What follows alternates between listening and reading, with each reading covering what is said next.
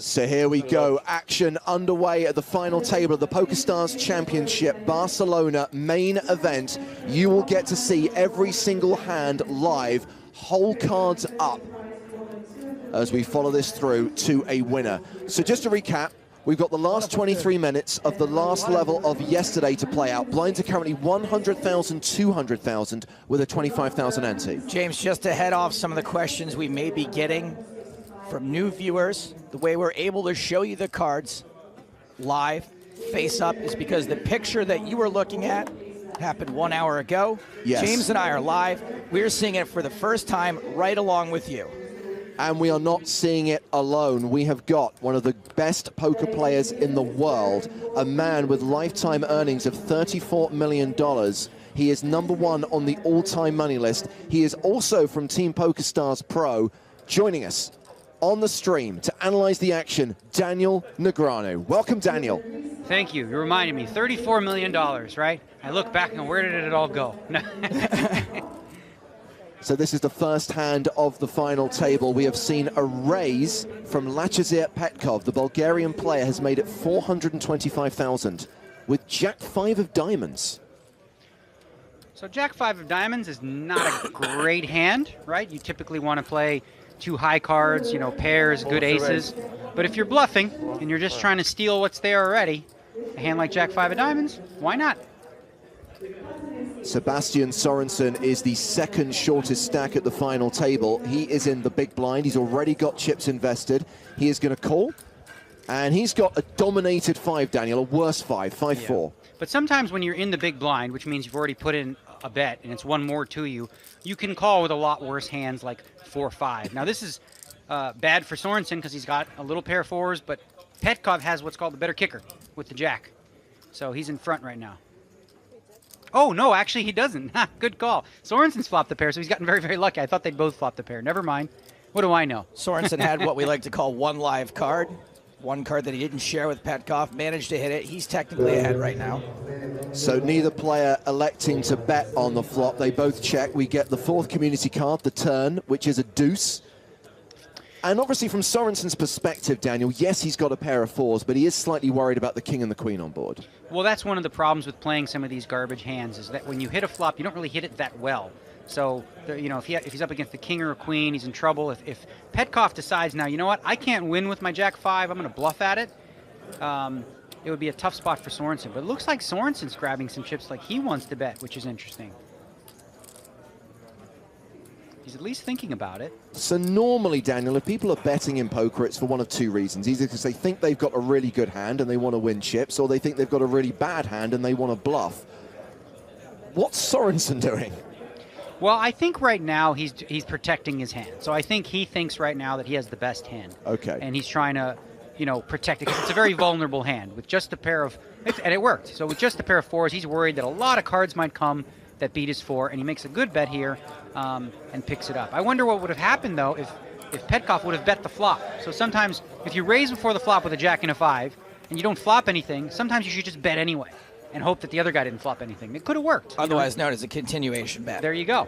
Yeah, learn something new every day. Continue your aggression. Yeah, continuation bets essentially, if you raised before the flop and then you bet again on the flop, that's what's called a continuation bet. A reminder that the Twitter hashtag is PokerStarsTV. That's how we see your questions and comments. Gina says, so glad to watch and hear Daniel Negreanu's advice and comments. A true inspiration for many years. Hope to meet you in Prague. And that's where the PokerStars Championship will be heading towards the end of this year. A question from King Hawk on Twitter. What is the ante about? We talk about the blinds, Daniel, with this kind of forced bets that 2 players at the table have to make. Why do we have antes in tournaments? Okay, so blinds are essentially like, you know, the blind bets, right? The antes are there to promote more action, right? Because the more chips that you have to put in before the flop, the more hands that you should play. So without any antes, without any blinds, the only hand anyone would ever play is pocket aces. So this forces you to kind of not be able to wait as long for, you know, those really strong hands and make you open up and do a little more risky play. Gives you something to fight over. We've got potential action here. So Raffaele Sorrentino raised in first position under the gun, or UTG. Jack 10, but Andre Akari has found a pretty solid hand here. Ace King, no re-raise. This is what's surprising here for Andre. I think he's worried a little bit. When you see that UTG, that means under the gun, which is the first position. Typically, when someone raises from there, they have a very strong hand. So it's possible Andre's maybe worried about Sorrentino having a really, really strong hand, or Andre might be hoping that one of the other players says, you know what, there's a lot of chips out there, I'm going to steal it all by going all in, and then he can essentially set the trap. Right now, for example, Sorensen, if he decides to get frisky, he's just going to call, though, which I like. So now Andre's not going to love the decision. I think I would have re-raised if I was Andre there with his chip stack. So Andre calling with the ace-king, Sorensen calling in the small blind with ace-deuce. And looks like Brian Kaufman has folded his big blind. So 3 players, 50% of this final table going to the flop. Dan, you want to talk a little? Sorry, go ahead. You want to talk a little bit about the positions of these players? Well, yeah, we were going to get into that. So this is a great flop for Andre Akari, as you can see. He's flopped aces and kings. Trouble for Sorensen because he's also got aces. He's got the highest pair on the board, but he doesn't have a very good kicker. And he can't really win unless he catches some sort of miracle like hard heart. As for Sorrentino, he can only catch a queen for a straight. But since he raised before the flop, this looks like a flop where he might just do that continuation bet thing and try to steal it right now. The steal ain't gonna work. So Sorensen first to act. He taps the table. He checks. First act, the least desirable position in poker. So now to Sorrentino, who was the guy who raised pre-flop. Chip denominations, by the way, you may have seen them on your screen a short while ago. The smallest chips in play are the greens. Those are worth 25,000 each. The blacks are 100,000, and the burgundy chips, 500K. So this is a good time for Sorrentino to bet, right? So everyone might be watching going, why is he betting with just a jack and a 10? Because he raised before the flop. Andre didn't re-raise him. Sorensen didn't re-raise him. So, hey, maybe nobody has an ace. He can just steal it right here. I like the play. Now, from Andre's perspective, he wants to keep him in right now. He's just going to call, play possum, you know, hope that Sorensen comes along and really win a big pot. So Andre Akari has called the 525,000 bet from Sorrentino. Action now on Sorensen, who is clearly worried about his kicker, worried about that deuce, so he folds his pair of aces. Daniel, why might Andre just call there and maybe not raise? He's got top 2 pair. Well, I mentioned that already. I said because he wants to suck people in and win an even bigger pot. Now look at this fold. Had Sorensen would have called, he would have made aces and deuces. And that could have cost him a lot. Yeah, I think if you're Sorrentino now, you know, you think, oh boy, this guy called me on the flop. Do I want to continue telling this story of a bluff, right? Do I think that I can push Andre off the hand? I think he should know now that Andre probably has an ace here and maybe just wave the white flag and give up. Or even if Andre doesn't have an ace, he still might not fold, even if Andre had a king. I think you could probably make a case that a bet here would get Andre off a king, but I think Sorrentino's doing the smart thing, and he's just going to check here. Most likely what we'll see is Andre bet to protect his 2 pair, and I don't see Sorrentino calling with a gut shot straight draw. Gut shot meaning inside, right? So you have, you know, if you have like, you just basically only one card can make you the straight, which is the queen. Well, right now there is 2.675 million in the pot. You can see Sorrentino's chances of hitting that queen are only 8%. 4 queens in the deck. Each card represents about 2% probability. So Andre bets 975,000. So a little bit of a smallish size bet. You know, he wants to get action here. Andre played this hand in such a way before the flop and on the flop where he's really playing it slow, hoping to catch Sorrentino or in his opponent's hook, line, and sinker and doubling up his stack. Andre doesn't have a lot to worry about. So now Sorrentino's not thinking about calling, guys. If you're thinking that, oh, he's thinking, can I bluff here? If I raise Andre all in, does he have the guts to call me? Or will I be able to get away with it? Because he doesn't think Andre has ace-king. Good fold from Sorrentino, but that's what he was thinking about, stealing those chips. And the Brazilian fans on the rail are loving it because Andre Akari is now up to a 50 big blind stack. He's closing in on the 10 million mark. He is back in this thing. A reminder that yesterday he was on life support. He was on the verge of elimination, playing just a 5 big blind stack. We thought he was going to be out in 7th place, but now he's 3rd in chips. Andre eventually found the double up with pocket kings, slowly chipped his way up from there, managed to avoid going out in 7th. Yeah, well, there's a saying in poker, chip in a chair, which essentially means if you've got a chip and you've got a chair, you've got a chance to win. An expression which Joe invented back in 2011. Did you really? 2011, yep. Oh, I thought it was Jack Strauss in the 80s. Nah, Hand number 3. same initials as me, which is probably why it's confusing. Right.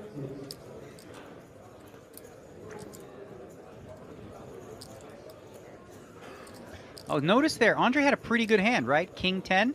He decided to fold. The reason he folded is because he's in early position. You want to basically play a lot more hands when you're in position, meaning on the button or next to the button. In first position, you want to be a little tighter, and Andre makes a relatively tight fold there with King 10. So it's round to Sebastian Sorensen on the button. He's got pocket jacks. Well, this is a very strong hand for this situation. Very strong hand, strong position. That D you see there means it stands for dealer. It means he's on the dealer button. That means you're in last position. And often when someone's in last position, you know, everyone thinks, okay, if he's raising, he's just trying to steal the blinds and antes, right? So they might get a little frisky. If Sorrentino picks up a hand like maybe ace-6, ace-7, he might decide, you know what, I'm going to push this guy around and re-raise. With 4-5 offsuit, I don't see that happening. You might call, though. You might call to see a flop here with the 4-5. It's 275,000 to call. There was over 900,000 in the middle. It's a relatively small investment for winning. Yeah, because you've already got half the bet in, putting in the other half is fine. Now, this is potentially problematic for Sorrentino. He's got a pair of 4s, which is nice. That does not beat the jacks of Sorensen. On this board, there's a good chance he's going to at least call on this flop and continue to the turn. So we're going to have a pot go to the turn. I bet on that. Hands like this are pretty tricky, right? Because you hit a pair. What really were you hoping to hit? You don't really it's a fold good a hand. pair Like, that often. you think the guy in the button is raising with a lot of hands, maybe ace-jack, ace-10, ace-king. So a pair of 4s, unless Sorensen had a pair to start in the hole, or he caught a 9 where he has a pair of 9s, you probably have the best hand. And you also got some chances to catch 2-pair, catch trips. You can catch perfect cards for a straight. So it's what I'd call a good. If you're going to play 4-5 and it comes 2-4-9, that's a pretty good flop for you. Just not if you're up against jacks. Yeah. We shall see. I love how Sorensen's got his scarf on, even in his little avatar. So Sorrentino has to decide whether to call this bet of 750,000. He is calling. Yeah, I think this is what we call standard. You know, you'll hear that term a lot in poker, where, you know, that's basically just the normal move. Autopilot. Yeah. So the 8 does not help Sorrentino at all. Sorensen can't be too worried now. You know, if you've got an overpair to this board, you just keep hammering away. And this is a spot, Daniel, where you would bet for value, meaning that you think you have the best hand, you want to get paid, but also for protection a little bit too. Yeah, a lot of the times when you're value betting before the river, you're also protecting, you know, the strength of your hand. The question here, I mean, Sorensen should be betting here. And if he does, the real tough decision will be on Sorrentino. Like, does he call with just a pair of 4s? Does he think his opponent's bluffing? And that's what poker boils down to a lot in the end, is my opponent trying to steal from me? So just to recap, Sebastian Sorensen won his seat online. This is only his second ever live tournament. He claims to be a huge mixed martial arts fan and a huge fan of Conor McGregor. Ooh, he might be a little tired today then. Too soon?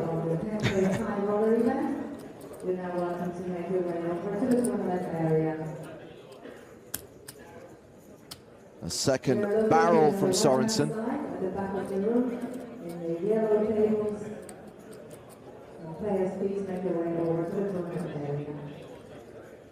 Tournaments all around the room. It's one of the great things about the Barcelona stop is you got events, right? You got the main event happening, you got side events happening. But all the drama right here at the final table. The tough decision now for Sorrentino. You know, good chance his pair of 4s was good on the flop. But what about now? What about now when your opponent's bet the board on the flop and he's bet again on the turn?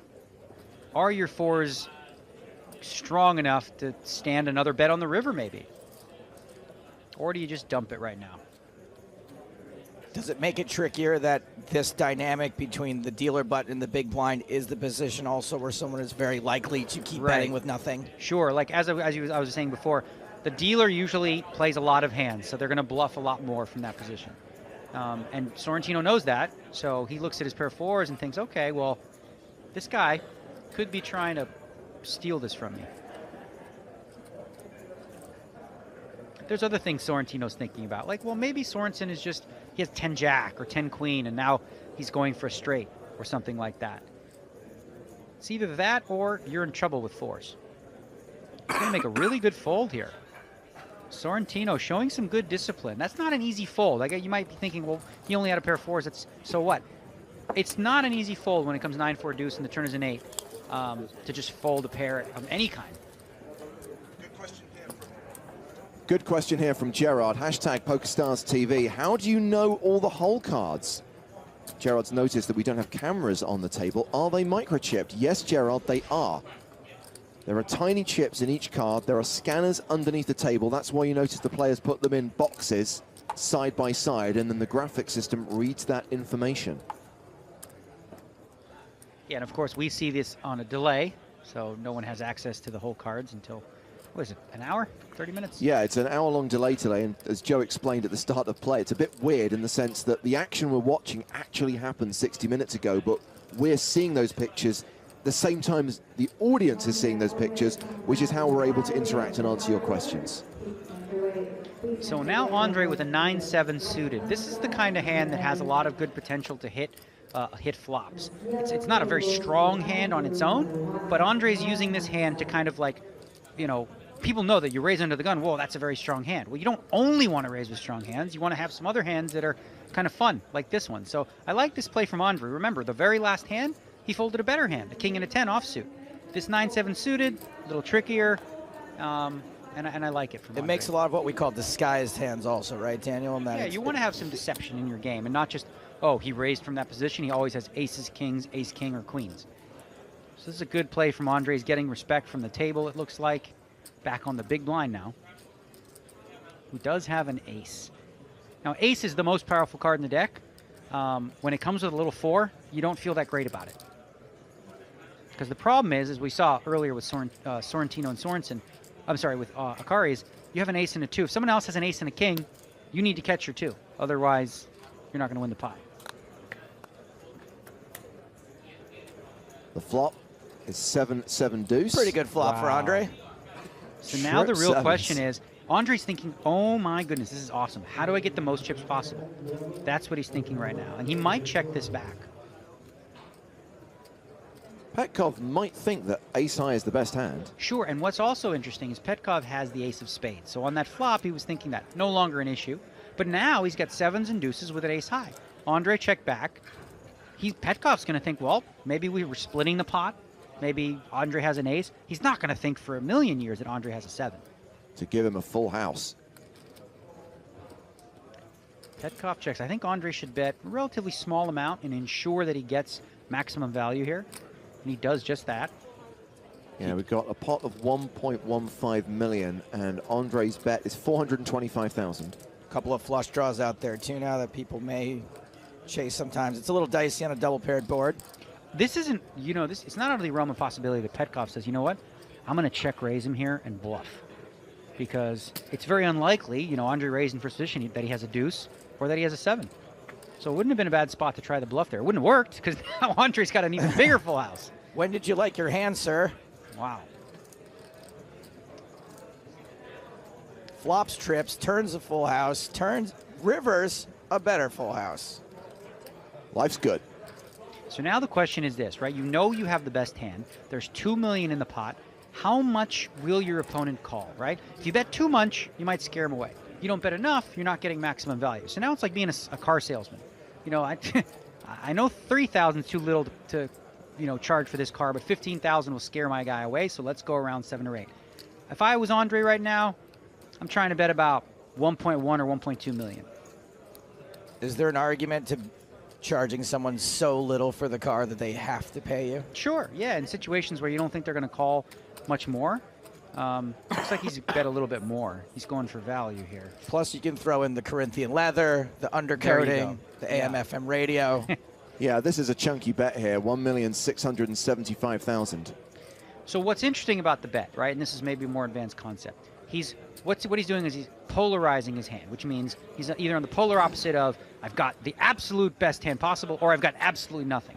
Petkov doesn't bite, and he loses some value. He might have gotten called for cheaper, but we'll never know. So Andre Akari off to a great start of this final table, now second in chips with 10.6 million. Meanwhile, Elkanah is a huge fan of what he's watching right now. He says, I don't know what's more fun, watching Daniel play or listen to his analysis on the broadcast. It's a race. Well, I'd much rather be playing, for the record, because when I'm playing, I'm often doing the analysis as well. Out loud, too. Yeah. Hashtag PokerStars TV if you want to get in touch. Nenad says, I'm new to Twitter, just want to say hi, enjoying this final table at PokerStars Championship Barcelona. Smiley face. Next, he needs to learn emojis. We're off emoticons, bro. It's emojis. It's all about the emojis now. Siddiqui in first position now. He's only got 17 big blinds, right? So the question is, okay, do I want to just make a normal raise, or am I just going to stick it all in? An argument can be made for both. Neither is wrong. You know, ace-queen is a very strong hand. There's only 6 players at the table. All in. Yeah, I like it. The only wrong thing he could do there is fold. So now he just has to hope that nobody has a big pair or nobody has ace-king. He'd like it very much if someone with ace-jack decides to call. Sure. Or ace-10. Because he would have those hands dominated and be about 67 to 70% favorite. Well, Sorensen and Kaufman have both folded. Sorrentino is out. Just the blinds to get through. Petkov in the small blind. He's also perfectly fine not getting called at all here. And Akari folds the big blind as well. So the shove gets through. Raise and take it for Usman Siddiqui. Still the low man at the table with around 4 million chips. I know it's ridiculous to say he's low with 4 million, but it's all about the size of that big blind. And right now he's only got 20 big blinds. And Danny, you said that at the start of the end. He only has 17 big blinds. When would you start using the word only? Well, I think right around, right around the 17 mark, actually. You know, 20 big blinds is a playable stack, depending on the types of hand you have. Some of them don't play as well after the flop. Like an ace-queen, it's kind of one of those where let's just get it in before the flop, because unless you catch an ace or queen on the flop, you're never going to be too excited about it. But you go all in before the flop, and you pick up a nice chunky chunk of change where he moves up, he picks up like 2 big blinds without even having to risk a flop and a turn and river. So this is hand number 6 of the final table.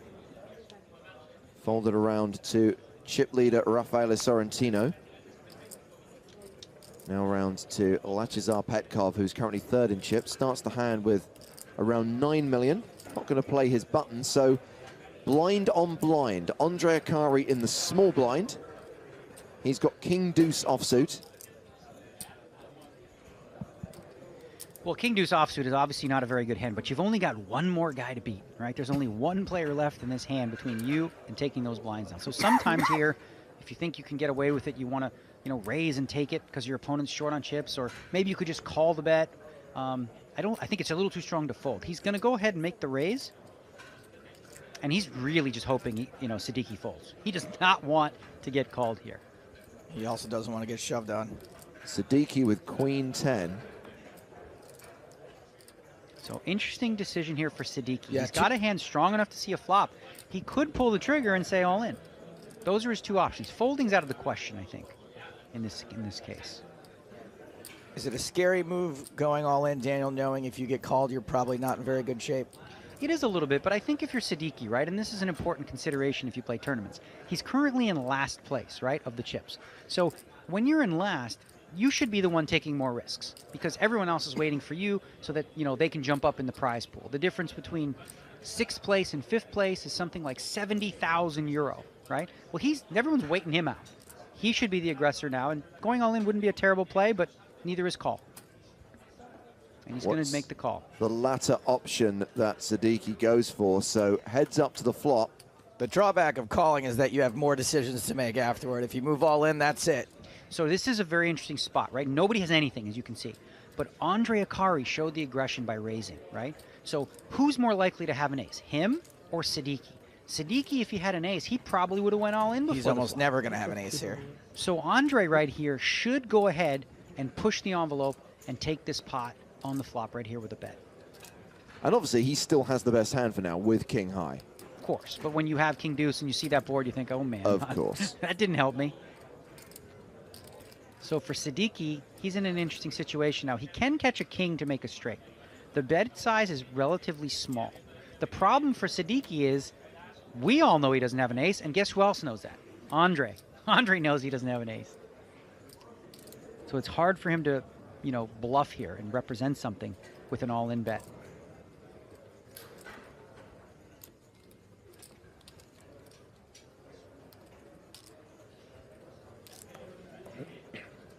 We can see that Siddiqui's odds to win the hand, to catch his cards that he need are 35%, but he doesn't know that necessarily. He doesn't know if Andre has an ace or a jack.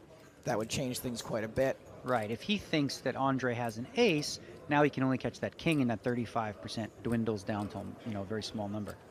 Siddiqui folds the hand. Born in Warsaw, resides in London. Has had some great results online, including a Sunday Million final table and a Spring Championship of Online Poker title, but more of his chips have just gone across to Andre Akari, leaving Siddiqui hovering around the 15 big blind mark.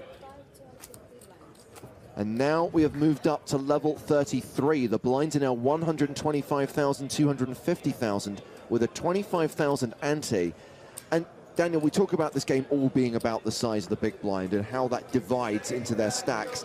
I think it's fair to say that this final table is relatively shallow. No one has a chunky stack. Right. Obviously, you know, you start the tournament and you get something like 250 big blinds, which means you can see a lot of flops, you can, you know, take some risks here and there. Right now, every one of these players at the table is in jeopardy of going broke on any hand, except for, of course, the chip leader. They're all shallow enough where if you get a pair of queens and someone gets a pair of kings, you know, your fate is going to be on the deck. So definitely a very high-pressure, intense situation for all the players remaining. Yeah, we just need to see a few eliminations to ensure that that average stack goes up. This has been folded to Andre. He's on the button. And as I said before, the player on the button is usually the one that's going to be the loosest, playing the most hands. 10-deuce suited, again, not a very strong starting hand, but when you're on the button, you want to open it up and apply pressure. So the raise is to 550,000. King 3 offsuit for the short stack. Usman Siddiqui in the small blind. So Siddiqui has a, you know, a king, which is a great card, but the 3 is not. If he had a king and a queen, a king and a jack, that might not have been a bad spot to go all in. Ooh. Well, Sebastian Sorensen with the ace queen sitting in the big blind. Chips already invested. He's got roughly 30 big blinds in his stack. This is a good spot, I think, for Sorensen to re-raise. You know, as we said, Andre could be opening with a lot of different hands. If you don't re-raise and you don't catch an ace or a queen, you're going to lose this pot a lot of the time where, you know, you're going to win it right here before the flop because there's no way Andre's playing 10-deuce suited. But also 30 big blinds a little too much to just move all in like Siddiqui might have to if he had that. I think you can, actually. I mean, because the truth is, if you're Sorensen and you raised and now Andre moves all in, you're going to have to call anyway. You've put 1.4 in. You know, million. You're probably going to have to just put the other 4 or 5 million that you have left in too as well. At what point do you have too many big blinds to move all in this position? 40? Yeah, I would say so. But all, you know, frankly, you don't really need to move all in here because here's the thing, right? Sometimes Sorensen is going to do this move with nothing, with like a 7 and a 2, right? So sometimes he's doing that, and sometimes he's going to have the really, really strong hand like ace queen. If he has the 7-2 and Andre says all in, okay, he can fold that one. Right? So he puts Andre in a quandary a little bit by saying, okay, I might have this with a really, really strong hand, or I might have nothing. Also, if Sorensen moves all in here, Andre definitely folds 10-2. Sometimes Andre may decide, okay, I'm going to re-raise back and get himself into some trouble. He gives Andre the chance to make a mistake here. You give him the rope, as we say. Yeah. Get a rope. Give him the rope. Andre lets it go. Sebastian Sorensen adds to his stack, now playing 8.5 million, roughly 35 big blinds. Okay, we've got a game you could be playing at home while watching the action here in Barcelona at 5 p.m. Central European Summer Time. That's 4 p.m. UK time. There is a special satellite for the Sunday Million Live. Somebody died. You'll find it in the PokerStars tournament lobby by searching TV. It costs 1 Stars coin to play, and we have put in that satellite 25 seats, 25 tickets to Sunday Million Live. Those tickets worth 215 euros each. The idea of this tournament is you play day 1 online, and if you make it to day 2, you get to come to King's Casino in Rozvadov in the Czech Republic to play for a slice of the €1 million prize pool. We're going to be streaming the last 2 days of that tournament. So if you want to play that game, fire up PokerStars, find it, and register using 1 Stars coin. Every time I look at one of your laptops, I see some Game of Thrones things, and I'm scared to see a spoiler. It hasn't aired yet, Daniel. You've still got like 12 hours to go. Oh, that would be the worst. If you don't want to be disturbed, I would recommend never looking at my laptop. Okay, that's probably a good idea. Well, action here has been folded to Siddiqui on the button with 8-5 of hearts. He folds. Sorensen in the small blind. So, you know, from Siddiqui's perspective, right, he had an 8-5 suit, and you think maybe he can steal. He doesn't have a lot of wiggle room, right? For him, if he's going to do it, he's got to go all in or nothing with just 13 bigs. Sorensen with a pair of deuces. Still keeping his mouth covered by his Miami Dolphins scarf. And I know you don't get this thing, right, Daniel? This is some people trying to hide, like, their neck pulse or trying to hide kind of unconscious twitches of the mouth, but either that or a very bizarre fashion statement that I'm so like not hip with. I mean, kids wear weird things these days. You never know, like the saggy pants. When I was young, we did safety pins in our jeans. I thought he had a goiter. Did you ever do that? The safety pins to taper your pants? No. You never did that? No. That was like a thing. Tapered pants and Doc Martens. Nah. Oh, man. Sorensen folded the deuces, and it looks inspired when we see that Kaufman actually had pocket threes in the big blind. Well, that's actually a strange play. I'm surprised that he would fold deuces there. Not standard, as we talked about before. But just to go back to what you were talking about, the jump in the prize money, everyone is kind of expecting Usman Siddiqui to go out next. I guess people are going to be playing tighter than usual, just waiting for him to bust so they can earn themselves some extra money. Yeah, so one of the interesting things about when you're playing tournaments, right, is everyone looks at that juicy 1.4 million euro and thinks, well, I want that. But at the same time, for every time someone gets knocked up, you earn money. Yeah. So if you just sit there and do nothing and someone goes out, right now you're going to win an extra 65,000 euro. Moving up each time. So there's 2 factors to think about. Playing to win and playing to like ladder up and wait out your opponents. So this is the 9th hand of the final table. Sorensen with a junky hand on the button decides to fold. Brian Kaufman in the small blind has a very nice hand, pocket jacks. And he just calls. So when Kaufman just calls here, he's hoping Sorrentino raises. He's fully setting a trap right now. There's no way he's folding. He wants Sorrentino to push him around, and he might. Yes, this could be all in. We could have Sorrentino raise, Kaufman all in. I'm betting that we have a confrontation here. 4, 5. Sorrentino with the king-queen, the 2 overs to the jacks. Just looking at how many chips Kaufman has. Sorrentino is the chip leader, and often the chip leader is going to be more aggressive. And here he goes. He's going to raise. He puts a cherry on top, one of the burgundy chips. So that's another 500,000. So now if you're Kaufman, this is do or die, right? You got jacks. You're up against a chip leader who might have anything. This is the time to go for it and go all in. The question is, will Sorrentino call with king-queen? He just called? Continues to play it slow, No, just calls with the jacks. That's really surprising. With his stack size and only having 20 bigs. And look at that. Oh, boy. King, Jack 10 on the flop. That is top pair for Sorrentino, plus he's got the straight draw. Kaufman with a set of jacks. And checks it. Yeah, this is one of those situations where if I'm wrong here, I'll quit commentary. We're going to see these 2 players get it all in.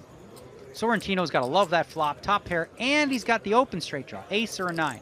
Kaufman, he's got 3 jacks. You're never going to fold here with that, especially with these chip stacks. Okay, so Sorrentino about to bet. There's the continuation bet. Do you think we now see the raise from Kaufman? If not now, when? We're running out of time. I think for Kaufman, he has to be a little bit worried about the potential draws on that board. So he might want to just protect what's in the middle, stick it all in, and, if Sorrentino folds, great. You pick up a nice addition to your stack. No, just a call. He just calls the 750K. Slowest play ever. Very strange here. The turn card is the case jack. Wow. He's just turned quads. I think there's a potential here for Sorrentino to get away from losing all of his chips here because Kaufman misplayed this hand. He should have sprung the trap either before the flop or on this flop. Kaufman checks the turn. Action on Sorrentino. Sorrentino's got to hate that card, right? He thinks to himself, well, I've got a king, so the jack is a very likely card for my opponent to have, and now he's checked it back. Yes, Sorrentino says, let's see the river for free, which is the inconsequential 3 of clubs. This hand was played very strangely. This is not typical of what you see at a final table of such a large event. Kaufman playing extremely cautious, and I think it's going to cost them some value. So 3.15 million in the pot. So now you expect to see about 1.5 million bet from Kaufman, and Sorrentino going to call, and Kaufman's going to miss out. Well, he's going to miss out value on a lot. Look at this. This There's is the bet. really Quick poorly call. played. And yeah, can you beat that? Can you beat the nuts? No, no. Oh, shit. You can't beat the nuts. 975,000, but he could have lost a lot more. If on I'm that hand. Sorrentino right now, I'm saying, thanks, Kaufman. Yeah. You know, even though I lost this hand, I got to feel good about the fact that I didn't lose even more, because Kaufman let me off the hook here by not pulling the trigger before the flop or on the flop. Sometimes you can slow play yourself to death here, and I think that's what Kaufman did. He should have pulled the trigger earlier. Not quite to death, but not to as much Right. life as you could have had. Yeah, that. So Kaufman may be in this moment feeling good about himself. Hey, I've won this pot, but like I wonder later if him and his friends are going to look back and go, why didn't you double up there? It's probably where the phrase leaving something on the table comes from. Yeah. Well, I think by he definitely losing did that pot, Rafael Sorrentino has lost the chip lead. Andre Akari now has the slight chip lead over Sorrentino at this 6-handed final table with still an hour to play at this level. Blinds 125,000, 250,000 with a 25,000 ante. First break of the day coming in 60 minutes time. You know, and I think that Kaufman sort of winning the minimum there is probably best case scenario for the way he played it, because there's a chance that Sorrentino makes a straight there also. Oh, before the quad, before he made the 4 of kind, yeah. Again, it's just one of those spots where you want to do what's called slow playing occasionally, which means you have a very strong hand and you play possum like Andre Akari did earlier with the ace-king when he flopped ace-king. But a lot of times it's better off. You're better off just pushing the envelope, and I think that was a situation that was clearly one where Kaufman should have done that.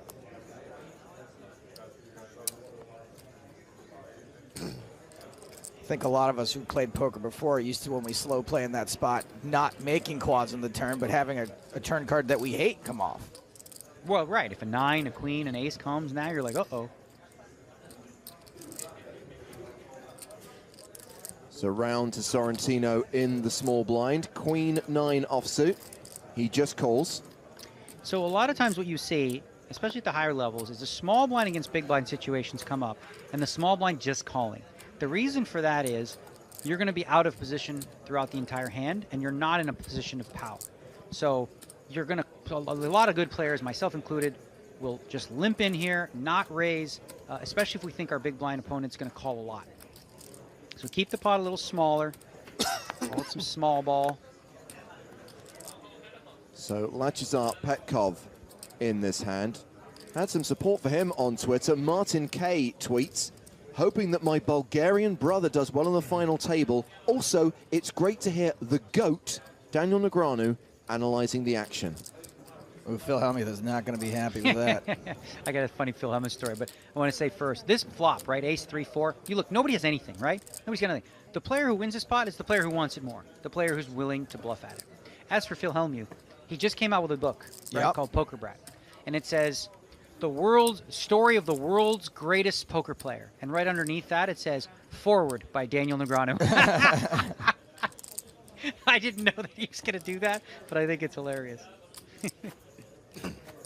Just a needle right on the front cover. Forward by Daniel Negreanu. Yeah. So one of the things you got to be careful of when you're at this stage of a tournament is asking yourself, like, am I here to play to win, or am I playing not to lose? The players that typically play to win, guess what? They win. The players that are not playing to lose. They often come second or third place. So it really matters. It's up to you. What matters to you? I mean, you come in third place in this thing, you're going to win yourself over €500,000. Not too shabby. It's another reason why experience counts. A guy like Daniel is in there. He's not quite as afraid of losing. It's not his first time at a final table. Yeah, and I don't think it's a coincidence. You see Andre's skyrocketed now to the chip lead because Andre Akari does have a good amount of experience. The money's not scaring him. But for a lot of you guys watching, I mean, you got to imagine, like, if you were in these people's shoes, right? You think, oh, I would have done this, I would have done this. You don't know what you would have done unless you're sitting here. And you've got all the pressure on you, and someone's moved all in, and you got pocket jacks, and you're like, ugh. Pretty much everybody makes mistakes. Every poker player. Except Phil Hellmuth. Just ask him. Right. It's a very strong hand here to raise on the button. Ace-9 suited for Sorrentino. So Sorrentino's position at the table is interesting because, when you have like the chip lead, you typically want to have, the real, the players that can't mess with you too much on the other side of you. Right now, he's got to mess with Andre Akari, likely the most experienced player at the table in the big blind. But he's not going to defend here with the 10-deuce suited. Sorrentino got an ace to fold correctly. The ace was folded in the small blind. But against the button raise, some people are going to stand up to that. Sorrentino, really well liked, has already won a main event this year on this tour. I mean, that's really impressive. When you think about the field sizes that we see today, there were 1,600 players, just making the final table in this thing. I hate to nitpick. It was 1,682, which that's another 81 players you got to get through. That's true. I mean, that is significant. Yeah. I've never outlasted 81 players in a tournament. Yeah, 'cause, I mean, no matter how good you are at this game, guys, it takes a little bit of luck, right? But skill, confidence, making the right moves at the right time allows you to capitalize when good luck comes your way. And it seems like Sorrentino has done a great job of that, winning one already and putting himself in a position to win another one. In the previous incarnation of this tour, it took 10 years for there to be a two-time winner. We could have one in the first year here. Within the space of 5 months. Yeah. Doing it in a calendar year is something, only legends do. So, Daniel, have you ever had 2 victories on a major tour in the same calendar month? I did. I had 2. On the World Poker Tour, I had a $1 million score in Borgata, 1.1 million. And then the month later, I won the Bellagio one, which was 1.8 million. The first of many differences between Daniel and Phil Hellmuth is that we had to tee Daniel up for that story, and Phil would have said it during the opening titles. So another blind-on-blind confrontation. We've seen a few of those today, and we're only 12 hands into the final table. Akari raising from the small blind with 6-5 of hearts. Siddiqui with the decision with 5-3 offsuit. I would actually take it a step further and say Siddiqui doesn't have any decision at all.